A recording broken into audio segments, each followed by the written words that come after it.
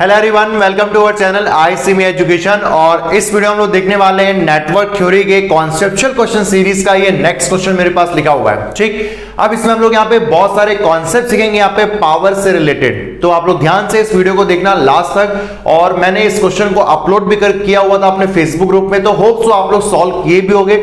और अगर आपको ये क्वेश्चन समझ में नहीं आया है कि सर यहाँ पे जो फाइंड करना है वो उसका कॉन्सेप्ट क्या होता है, तो कोई दिक्कत नहीं है, इस पूरे वीडियो में आपको मैं डिटेल करने वाला हूं। ओके, सो अगर मैं क्वेश्चन को पढ़ रहा हूं यहाँ पे, तो क्वेश्चन क्या लिखा है कि in the given circuit the parameter के इज पॉजिटिव। तो यार अपने पास जो के यहाँ पे लिखा हुआ है वो के की वैल्यू यहाँ पे पॉजिटिव है। ठीक, ये मेरे पास हो गया पॉजिटिव। उसके बाद लिखा हुआ है कि द पावर डिसिपेटेड, यार ये अपने पास एक इंपॉर्टेंट वर्ड आ चुका है। Power dissipated in 2 ohm resistor is 12.5 watt. The value of K, अगर आप यहाँ पे देख पा रहे होंगे क्वेश्चन में, तो एक सर्किट गिवन है अपने को और इसी K की वैल्यू को आपको फाइंड करना है। ठीक, और यहाँ पे आपके पास ये विदाउट ऑप्शन वाला क्वेश्चन है, तो जहां पे आपको ऑप्शन गिवन नहीं, आपको K की वैल्यू बहुत आराम से फाइंड करनी है, क्योंकि थोड़ा सा भी कहीं पे मिस्टेक हो गया तो ये क्वेश्चन जो आपसे बन रहा था वो बन नहीं पाएगा। ठीक, तो इस चीज का आप लोग ध्यान रखना। तो चलो स्टार्ट करते हैं इसका सॉल्यूशन। और मेरे पास लिखा हुआ है पावर डिसिपेशन जो है 12.5 इस किसके क्रॉस, इन 2 ओम रजिस्टर। तो 2 ओम रजिस्टर के क्रॉस आपको पावर डिसिपेशन गिवन है। तो अगर आप लोग फॉर्मूला जानते होंगे नेटवर्क थ्योरी का, जो अपने पास फर्स्ट चैप्टर होता है बेसिक कॉन्सेप्ट ऑफ नेटवर्क, जहां पे हम लोग पावर डिसिपेशन की बात करते हैं किसी भी एलिमेंट के क्रॉस, चाहे वो एक्टिव एलिमेंट हो चाहे वो पैसिव एलिमेंट हो। ठीक, अगर मैं बात करता हूं यहाँ पे कि सर अपने पास जो पावर का फॉर्मूला होता है वो है V इंटू आई, ये अपने पास मेनली ये फॉर्मूला होता है पावर के लिए।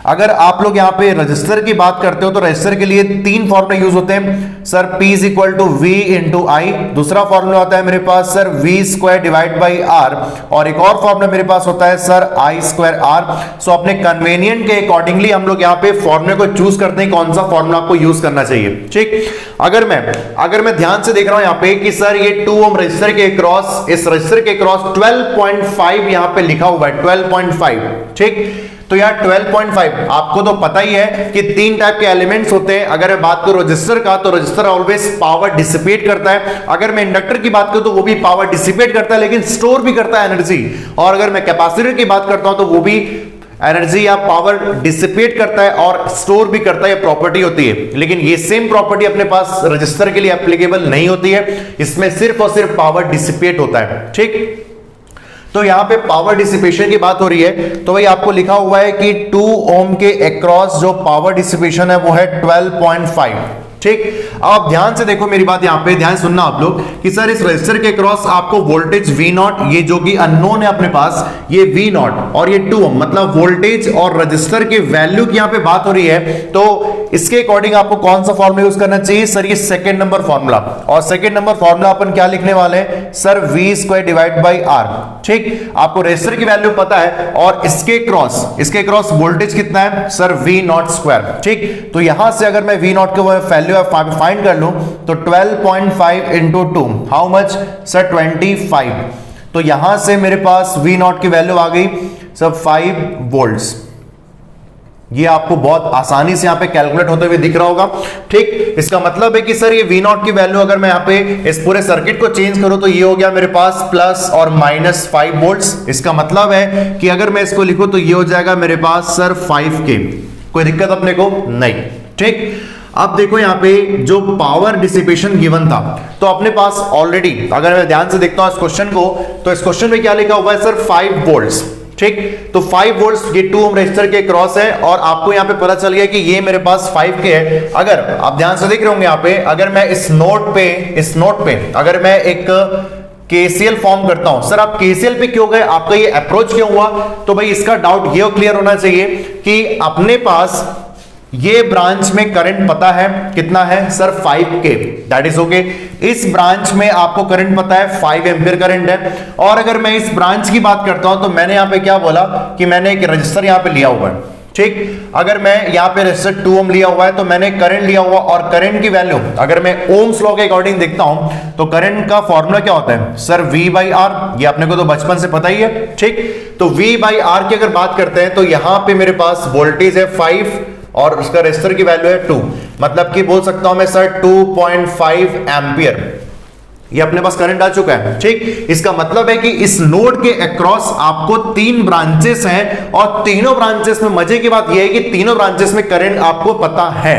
इसका मतलब जो अननोन कौन है अपने पास, के, तो के की वैल्यू बड़ी आसानी से हम यहां पे फाइंड कर सकते हैं, ठीक। तो अगर मैं के को यहां पे देख रहा हूं, अगर मैं के को देख रहा हूं यहां पे ध्यान से, तो इस नोड के क्रॉस अगर मैं केसीएल लगा रहा हूं तो अपने पास जो इनकमिंग है, तो मैंने आपको ऑलरेडी बता के रखा हुआ है कि मेरे जो केवीएल लिखने और केसीएल लिखने के स्टाइल है, तो जब भी अपने पास इनकमिंग करंट की बात होती है तो ऑलवेज मैं इनकमिंग करंट को नेगेटिव लेके चलता हूं, और अपने पास जब बात होती है आउटगोइंग करंट के लिए, सो आउटगोइंग करंट में मैं ऑलवेज करंट को यहां पे पॉजिटिव लेता हूं, ठीक। ये अपने को पहले से पता है, ये मेरे लिखने का स्टाइल है। कई लोग इसके अपोजिट भी लिखते हैं, कई लोग इनकमिंग करंट को पॉजिटिव लेते हैं, आउटगोइंग करंट को नेगेटिव लेते हैं, लेकिन ये मेरे लिखने का स्टाइल है, ऑलवेज मैं यही यूज करूंगा पूरे सब्जेक्ट में, ठीक। अगर यहां पे मैं केसीएल लिख रहा हूं तो 2.5 एंपियर जो है मेरे पास इनकमिंग हो गया 2.5 एंपियर, तो ये नेगेटिव हो गया, आप देख सकते हो नेगेटिव माइनस 2.5। अगर आप देखोगे इस नोड के अक्रॉस इस ब्रांच में जो एंपियर यहां करंट कितना है 5 एंपियर, जो आउटगोइंग करंट है यहां पे, तो मैंने लिया इसको सर +5, ठीक। उसके बाद इस नोड के अक्रॉस आपके पास एक कौन सा सोर्स लगा हुआ है सर, अगर मैं यहां पे सोर्स की बात करता हूं ना, तो सोर्स की बात करें तो ये मेरे पास एक करंट सोर्स है जो कि इंडिपेंडेंट करंट सोर्स, तो मैं यहां पे क्या लिख रहा हूं, इंडिपेंडेंट करंट सोर्स, समझ रहे होंगे आप लोग, ठीक। अगर मैं इसकी बात करता हूं तो ये कौन सा सोर्स है sir, independent voltage source.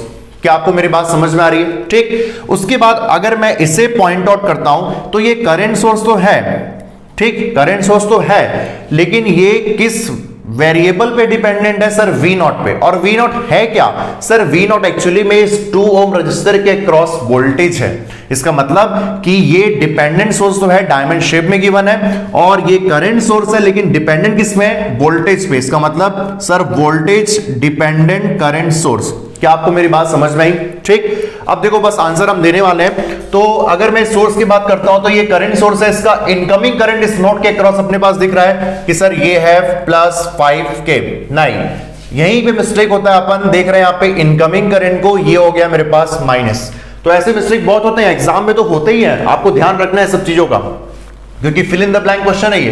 That is equal to 0, तीनों करंट की बात हो चुकी है। अब इसको अगर मैं सॉल्व करता हूं तो मेरे पास आ जाएगा sir 5K, that is equal to, ये 5K यहां पे हो गया, तो ये हो गया 2.5। दैट मींस सर K की वैल्यू अगर बात करें यहां पे, so 5K divide by 5/2, 5K is equal to 5/2। So K की वैल्यू यहां पे बोलने वाला हूं मैं सर 1/2, या K की वैल्यू आ गई मेरे पास sir 0.5। That is going to be our final answer. जो अपने को आंसर यहां पे पुट करना है, अपने ऑप्शन यहां पे दिए हुए नहीं है, तो आंसर आ गया मेरे पास सर 0.5। ये इस क्वेश्चन का आंसर था।